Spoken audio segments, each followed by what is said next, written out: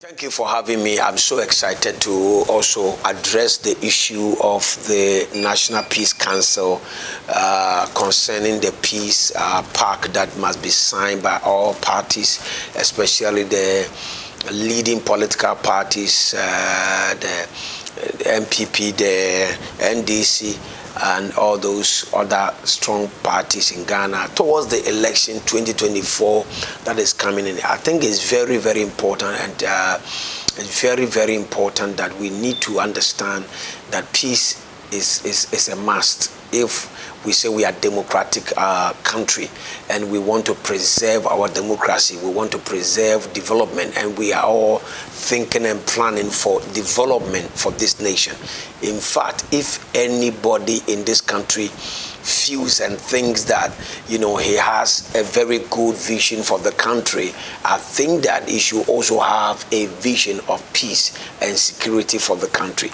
So I was glad when I heard that the National Peace Council is calling for all the parties to come to sign.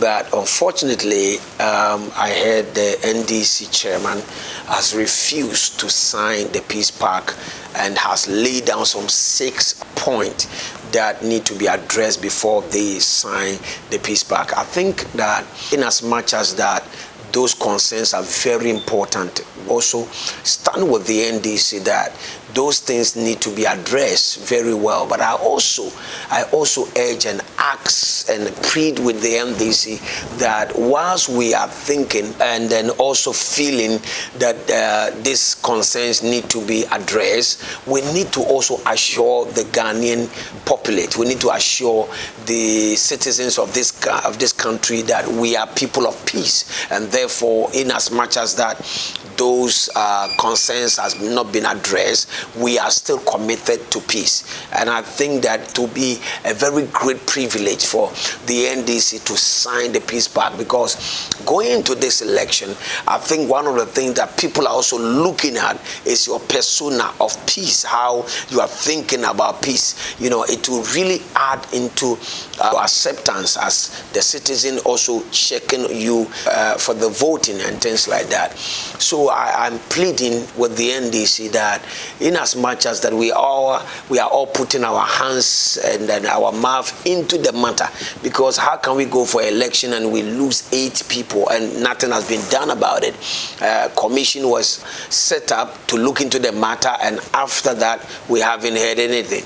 And then as well as the political parties also come into it. We must understand that Ghana need peace, and we have thrived on peace. If you go back to 2008, when former President Professor Atta Mills was coming, the late Professor Atta Mills was coming, the message of peace alone was what granted him the opportunity to be the president in this country. We must understand the Ghanaian population and the voters are people of peace, and therefore, if you don't align with them and it look like you have a certain kind of concern which is more than the place of peace in this country, it may go against you. So I am pleading with the National Democratic Party chairman, Honorable Asiedu Nketia, to at least consider the majority of this nation and then also just sign these things for us. And then whilst we are seeking for justice and for a playground for these great people that lost their life in our past elections. Now we also plead with the national security and also the National Peace Council and all other government departments that are involved in maintaining peace and all that in this country, that we do not only have to, ask people to come and put their hands on peace, but we need to also work. We need to bring justice, because peace comes with justice. Peace comes with justice. When there is equal justice, it will really establish a lot of our peace management. We don't need to just ask people to come and sign for peace, and yet after something happened, we don't call people to order, we don't call the government to order, we don't call people that were involved in the crime into order. We need to do that. When justice is partial, it will really lead into a lot of chaos and things like that. I have heard from the police this morning, I've heard from the IGP that they are going to really deal with every individual individual that will rise up to bring chaos or kind of whatever misunderstanding whatsoever in the country during the election, before, during, after the election and things like that.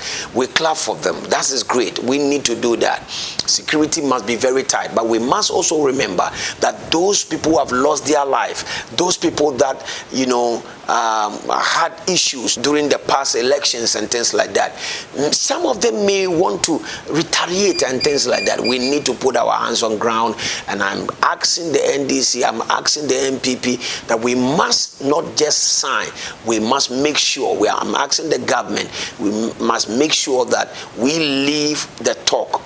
We leave the talk. We don't just talk, we don't just sign, but we must show commitment into peace development. We must show commitment into democratic progress in this country. We must show development, we must show commitment into the sustainability of our security in this nation.